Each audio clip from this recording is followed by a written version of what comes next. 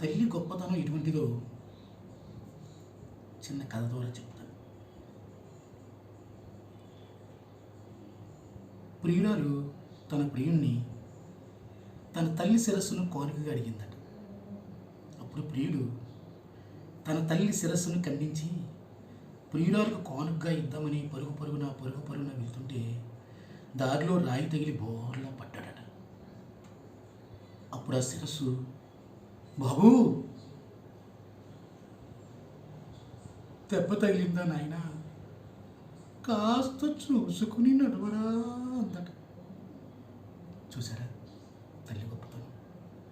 ఈ ప్రపంచంలో తల్లిని ద్వేషించే బిడ్డలు ఉంటారేమో కానీ బిడ్డల్ని ద్వేషించే తల్లి ఎక్కడా ఉండదని దీని అర్థం. మీ నవ్వులు రారాజు.